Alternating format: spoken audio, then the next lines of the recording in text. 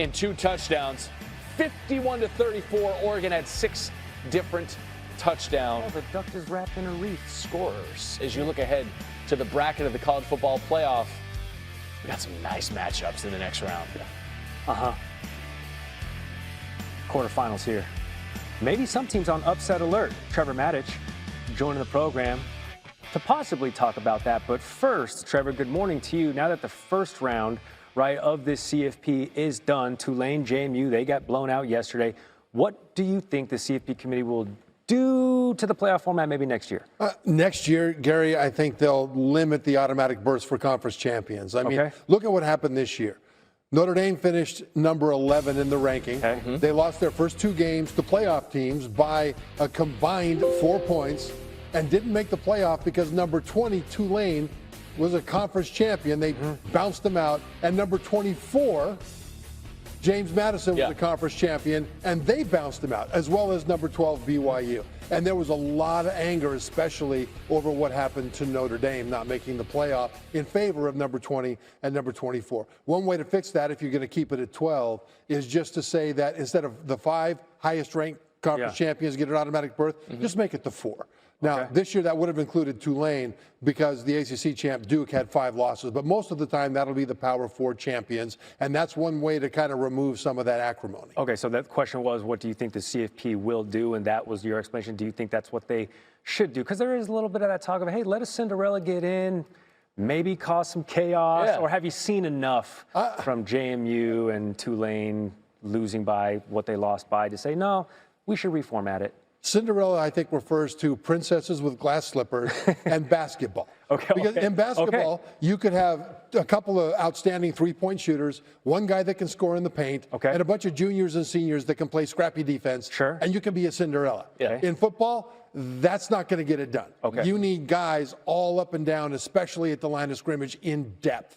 And so you can have Cinderella from way back in the rankings come on up, and it's a great story until they kick off. And then it's a problem. I like that explanation. Actually, really appreciate it. We saw the trench warfare and the advantage that the Ducks had over the Dukes last night. Let's get to Ole Miss. They have a rematch in the next round with Georgia, a rematch from earlier in this season. What has to go differently for Ole Miss in order to flip the script and get a win this time? Ole Miss quarterback Trinidad Chambliss, Randy, has to be absolutely stellar. And he was for 3 quarters the first time that they played. I mean, they scored 35 points in the first 3 quarters against Georgia. They lost 43-45, but in the 4th quarter, Georgia's defense tightened up, shut out Ole Miss, and Chambliss in the 4th quarter threw 10 passes, completed 1 for 1 yard. That was really the start of the turnaround for Georgia's defense. Earlier in the season, they really struggled, especially defending deep passes down the field. From then on, they became one of the best defenses in the nation. So Chambliss will have to be even better this time around in order to have a chance to beat the Bulldogs. We'll see what the play calling looks like from Charlie Weiss Jr. in this rematch with that Georgia defense. It's Trevor Matich on SportsCenter. Thank you, sir. Thank you. Are set. We know all the teams who will be playing in them, and our BMAC, Brian McFadden, is gracious enough to go through his quarterfinal picks all the way to the national championship game. BMAC, you ready for this? Always ready. I hope you guys are ready as well. Come on now. All right, we're starting off with Alabama, Indiana in the 1 versus 9 matchup. Usually we expect Alabama to win this game, but times have changed, right? They have changed, okay? Who you got, Indiana or Alabama? I'm taking the Hoosiers. I'm taking the Hoosiers when you talk about what we've seen from them, the consistency that we've seen from Indiana throughout the entire season, led by the best quarterback in college football in Mendoza. The thing I love about what he does, how efficient he is, the accuracy, the consistency. But when you talk about their defense, I think they're one of the best tackling defenses in college football. That will be an issue for Ty Simpson and his crew on the offensive end. And as of late, even though they beat Oklahoma, they didn't look their best. Going back to the SEC championship game in a loss, they didn't look their best. Going back to the Iron Bowl against Auburn, they won that ball game, but they didn't look their best. When you look at Indiana, they're not surviving, they're thriving, and they will thrive out west in the Rose Bowl. I was going to say, listen, if Ohio State had trouble with Indiana's defense, you know all the weapons they have, you know Bama could be looking at an ugly performance against the Hoosiers. All right, so you got them advancing to the semifinals. Then we got Oregon, Texas Tech. These are 2 of the top 7 defenses in the nation. You sticking with Dan Lanning? I love Dan Lanning as a head coach, but I'm going the opposite direction, and here's why. The game within the game in the trenches.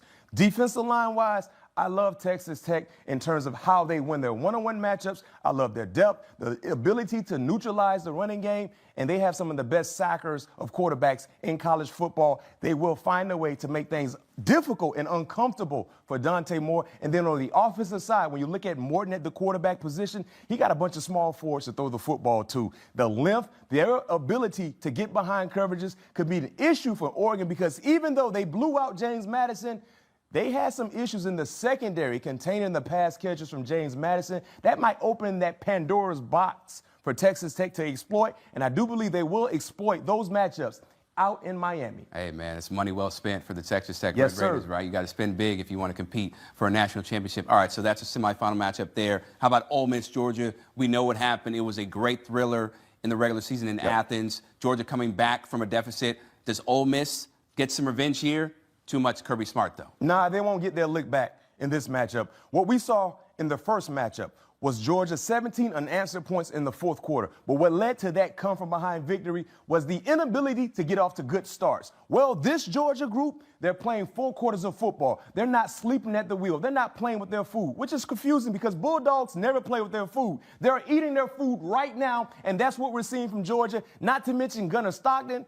Let's give Gunnar some praises, man. He's been balling, and he's a +1 in the running game. When you play Georgia, you got to defend 12 because Gunnar Stockton is basically one player, 2 players in one. Quarterback, and he can run the football at any given time. I have Georgia taking care of their business while eating some beignets out in New Orleans. Don't eat too many, though. Ole Miss. Don't eat too many, though. After the game, yeah, right. Get some beignets. Yeah, after the game, After all the right? game. Flush it down. All right, so you got Georgia moving on to the semifinals.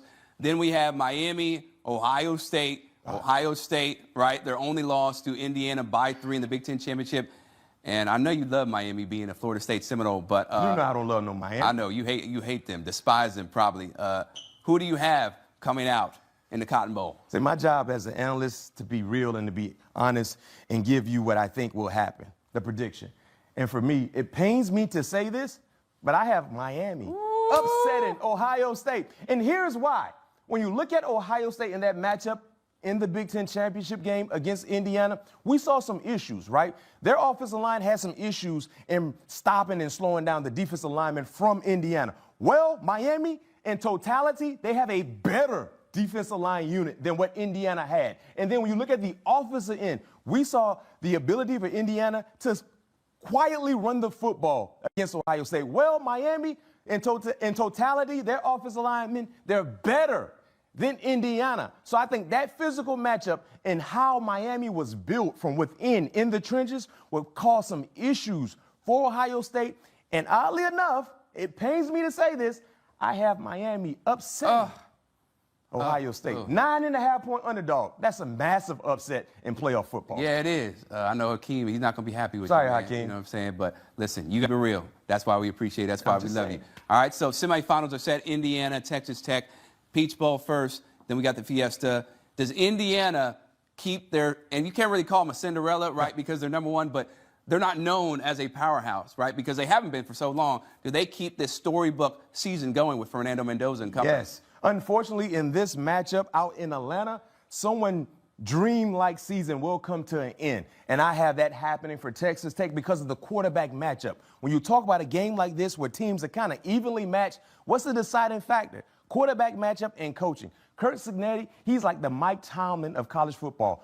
All he does is win, and he has the ability to do more with less. Like I said earlier, he's not coaching the 5 stars and the 4 stars that some of these other coaches have the luxury of coaching, but he's getting 4- and 5-star like production because he is him and his staff. They do things the right way. They will do things the right way in Atlanta, and they will at ATL stomp on Texas Tech in the Mercedes Dome. Okay. All right, man. Boy, don't hurt him now. Don't hurt him. And how about in the Fiesta Bowl, all the way out in Arizona, Georgia, Miami? Does Miami keep their season going, or do we see the Bulldogs go to the national? Now I'm coming back down to my senses now. Okay. Yeah. All right. All no right. more Miami Right. no more. That was just a no one more and Miami, done. No question. This is where it stops right here. It's Georgia. They're the hottest team in college football. Even though they had a first-round bye, when you look at how they finished out the season and how they were dominant against high-level teams, they're playing with an abundance of confidence, and they also have the best coach in college football, clearly in the playoffs, in Kirby Smart, making sure he put them in positions to do things the right way. And when you look at Georgia, defensively, how they play the physical nature, they're like the Houston Texans of college football. They make you feel them when they hit you. You watch them from afar in your living room, in your bedroom, you like, woo, they hitting for real out there. It's almost like your Steelers, right? No question. They put that Rydell on you. They impose their will defensively, and like I said earlier, I love their quarterback, man. I got to give Gunnar Stockton some praise because nationally, y'all don't want to give him this praise. But that man has been balling,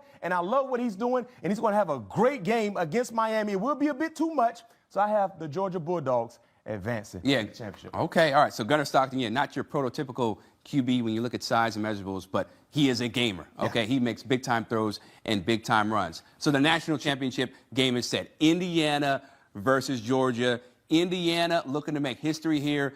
Georgia looking to add to their national title group. All right.